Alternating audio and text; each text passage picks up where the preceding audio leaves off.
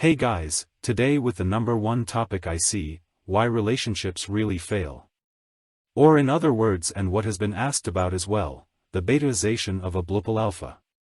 I came up with this because I was talking to a good buddy the other day about someone in my circle of friends. Therefore now possibly the nevertheless very specific example, but wait, it concerns probably also with you more people than you just still think. So let's start from the man. How must he be to get a good relationship not only by luck? First of all, I would throw the charismatic into the room, which comes from a good self-worth and on the basis of which he can automatically, almost by himself, build up sympathy and if he wants to, be the center of every social circle. Besides, what many people mean by being in the middle of life, i.e. having his career and private life under control, should look very easy with him. He is determined and can be counted on. In addition, he is not bad-looking, takes care of himself and knows how to express himself well. Just a guy with whom it's fun to spend time, and when you don't really know where you stand yourself, he's the one you look to as a role model in many moments. All of what I just listed is and embodies this man. It is not difficult for him, he had to learn it, but it took him much less attempts than the average man. Perhaps he himself has had role models who were how he wanted to become. A strong father figure, for example. Or maybe the exact opposite and he had to take that part in the family. How one comes to this is irrelevant here for the time being, because the abilities and characteristics are given and one could get very far in a relationship with it. One has to give very much and can therefore also demand very much. In this alpha and betaization the assessment of him would not be difficult. He is a natural in a way. But like all of us, he learns from experience, and if he can just skip certain situations, he takes everything for granted. This wouldn't be a problem in principle if he wasn't a man. Because men love unconditionally and not opportunistically. This means that once he gets really lost and only trusts his feelings and romantic attitude, then it gets unfunny for him. So what can we conclude so far? There are such people who act right from the ground up and have built up a self-confidence that seems unshakable. But this is not a knowingly chosen frame they hold. The way they go through life is more of a gut feeling and can be completely turned around by fears and insecurities or situations in which they can no longer think clearly. People put a frame as a consequence on moments in their life that they don't want to repeat or feel they can't do so anymore. A man who has never had this need will always trust his gut and be convinced of it. Now many of these men are internally programmed to want to find the love of their life at some point. Maybe the whole thing doesn't go so far that they are really looking for the one, but know that they will make a woman the one for themselves, but a solid, happy relationship is already their goal. And there is absolutely nothing wrong with that. In addition, the neediness of a certain woman is usually missing, because he has a choice. This changes abruptly in most cases when he falls in love and has no frame or checks the woman. He did not know this before. A woman who flashes him so, who also has interest in him, but does not jump directly around his neck. A woman at eye level, or who demands even more than he can apparently offer at that moment. He doesn't know that from his experience, and that alone makes her special for him. Now the head slowly sets and he wants what he cannot have immediately. He wants it, almost no matter what it takes, because the goal is no longer one relationship that works well, but to first get into a relationship with this woman in the first place. Red flags are ignored and the woman is put on a pedestal. As far as already the first mistakes a beta would make. In between, in his life and towards his old friends, he doesn't behave much different, and that's why it doesn't stand out. Maybe a little to his friends, but definitely not to him. He thinks the change that is happening in him is due to the new relationship. New and exciting hits the nail on the head, and he thinks less critically, or rather, he treats her quite differently than all other people. In a way, that's okay too. But he also puts up with more than he does from anyone else. He does things that he would never do otherwise just to please her or to give her the feeling that he is not the way he wants to be. For example, he agrees with her on all sorts of things that he sees completely differently, just to avoid arguments. His way of standing behind his partner, which would basically be a top attitude, drifts into ridiculousness and he doesn't allow any criticism. He partly looks for strange confirmation because he feels uncomfortable, and with 10 people he asks, he listens to the only one who says it looks like a great relationship and ignores the 9 others who tell him how much they worry about him or how stressed he looks lately. He might be lucky in that, and the woman doesn't have that many red flags at all, but if she does, he's already overlooked her at that point. Since the feeling of love will not diminish with him when he realizes that she is not seeking validation out of herself, can't be alone and doesn't know what to do with herself, the attachment will keep rising and rising. He makes himself dependent on her, even though he has to pretend to make her happy. He gets that by attention from her side again and again purely, and soon he has the feeling that a relationship with a woman also must be so. Maybe one has common goals, which one has always had inside, and feels thereby again more connected. Let's assume in that case that the goal is a functioning family. Like something out of a picture book. Several children, a house, and they lived happily ever after. Blah, blah, and so on. How do you come up with a desire like that? Women usually have it anyway, and men might get it if they experienced the exact opposite in their childhood.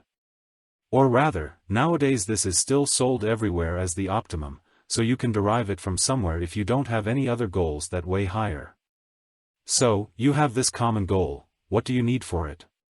Time. Time that you can put more into your career and maintaining satisfaction within the relationship. Where do you get this time? By subtracting it from friends, hobbies and sports, because you work hard all day, and when you do something with friends, you compensate by trying as hard as you can to get back to old times and catch up within the short time together and have the fun that you can no longer have within the relationship. Because over time, the girlfriend has become someone who got more and more freedom and power. Indirectly, of course. He has acted weakly and has done her bidding, then yes, she knows she can do it that way with him, and now when he arrives and wants more time for his own good and his friends, what do you subtract that time from again? It feels to him himself like he is neglecting the relationship. And she feels the same way. On top of that, she still can't be alone. He may not even pursue his hobbies anymore, because she would sit alone on the couch a few times a week, and because she does it like him, namely to work for the common future, and it was never different for her, she has no hobbies at all anymore.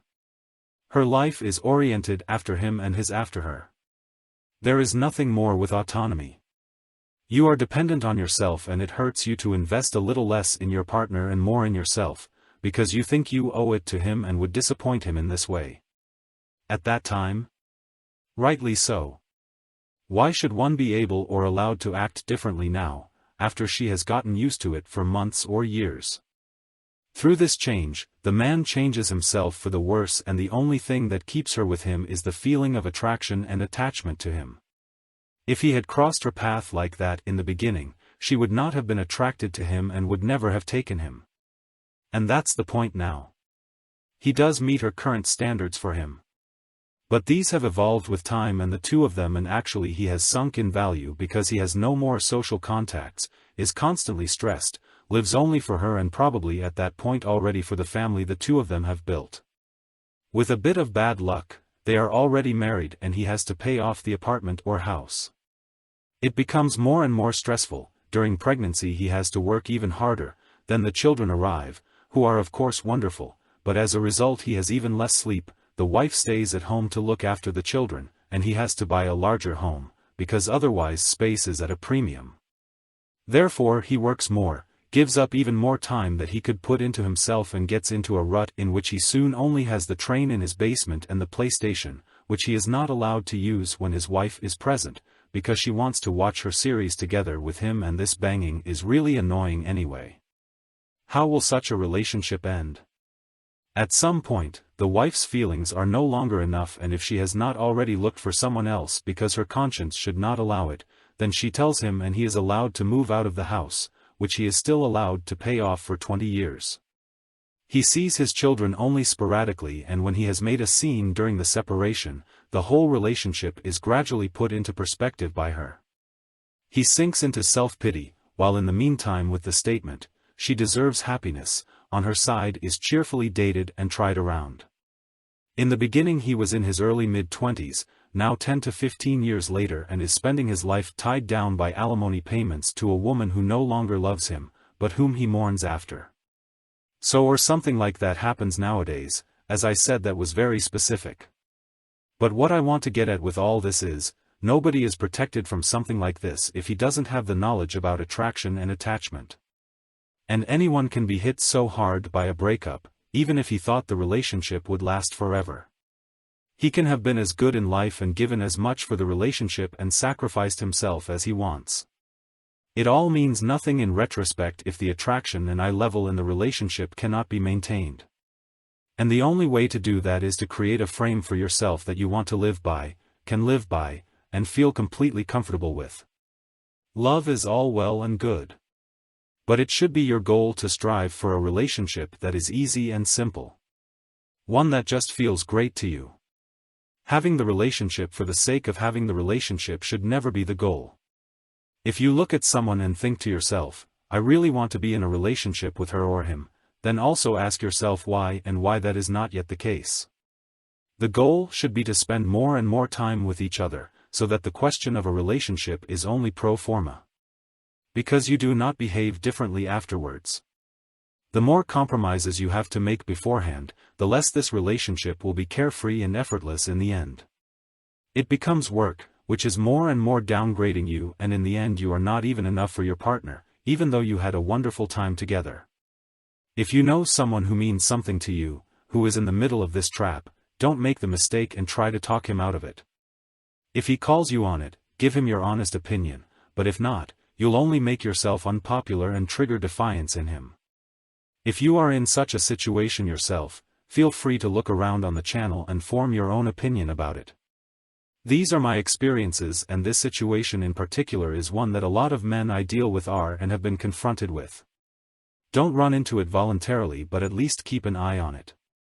I don't want to break any functioning relationships, but create perception for them to be able to keep them stable in the long run, if you are still within such a relationship. Everything is possible up to a certain point. It starts when the woman doubts that you can live up to your potential that she saw in you in the beginning. And it is like a mirror that suddenly breaks when she becomes aware of all this. It is up to you to prevent this. Only you can keep attraction or increase it again, if it is not too late. Take care and see you in the next video.